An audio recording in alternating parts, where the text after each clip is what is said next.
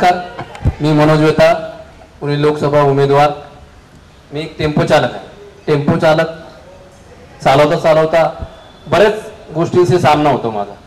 आज रस्त्याने जात असताना ही नदी पाहतो, याची दुर्दवस्था कोणी करून ठेवलेली? तुम्ही आणि मीच करून ठेवलेली, आपण सर्वांनीच। थोडक्यात समजा कोण घाण टाकत असेल तर कधी त्याला आपण टोकत नाही, कधी अडवत नाही, किंवा आपणही त्याला कारणीभूत आहे सणांद्वारे, इतर गोष्टींद्वारे, बरेच काही असे विषय।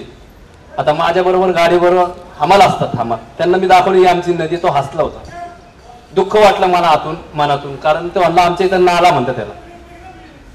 उत्तर प्रदेश मधला हमाल असतो माझ्याबरोबर गाडी खाली करायला, तो हसला याला, मला मनातनं दुःख झालं की आमच्या नदीचा आम्ही हाल काय करून ठेवू।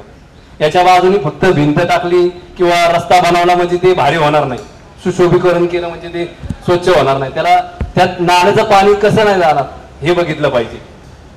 झाडं लावण्यापेक्षा इंग्रज गेल्यापासून आपण झाडं लावतोय, तुम्ही आणि मी ना, इंग्रज गेल्यापासून हा नारा आहे झाडे लावा झाडे लावा, पण प्रत्यक्षात कृती काय होती तुम्हाला माहिती आहे आणि मला पण माहिती, सर्व उमेदवारांना पण माहिती आहे। ती झाडं कशी जपली पाहिजे ते बघितलं पाहिजे। आता सरांनी सांगितलं की कितीतरी झाडं, आज 30,000 झाडं लिगली पाडल्यात।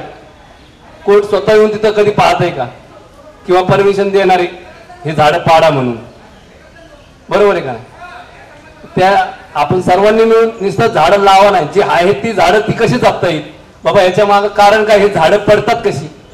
आज पाऊस, साधा पाऊस जरी आला, पूर्वी किती पाऊस यायचा, जोर जोरात पाऊस यायचा लहान असताना, तरी झाडं पडायची का? नाही। त्याच्या मागं कारण आहे, हे सिमेंटचं कॉन्क्रीटीकरण झालं, आजूबाजूला जे आज आपण हे मेट्रो बघतो, हे कुठनं आलेत?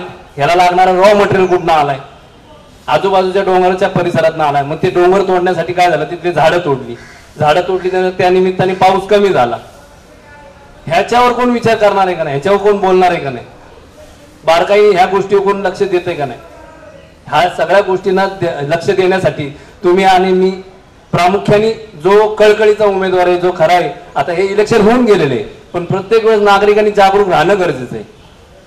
प्रत्येकाने त्या उमेदवाराला चेक करणं गरजेचं आहे, कारण नुसतं त्या हवा दिसली, तो भरपूर कार्यकर्ते घेऊन आला म्हणून त्याला निवडून द्यायचं, तो पर्यावरणाचा ऱ्हास होतोय त्याच्याकडे कोण बघत नाही, लक्ष देत नाही, त्याला काही घेणं देणंच नाही। त्या उमेदवाराला माहितच नाही बाबा आपल्याला किती टीएमसी पाणी लागणार आहे किंवा काय, त्याला हे तुम्ही प्रश्न विचारले पाहिजे की बाबा याला काय लागणार आहे, तुम्हाला किती पाणी लागणार आहे शहराला।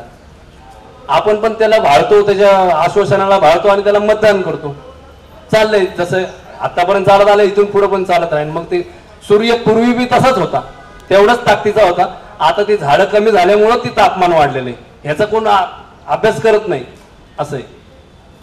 आता मला जेवढं माझ्या अनुभवाने आले ते सांगितलं तुम्हाला बाबा, बरोबर आहे का? धन्यवाद।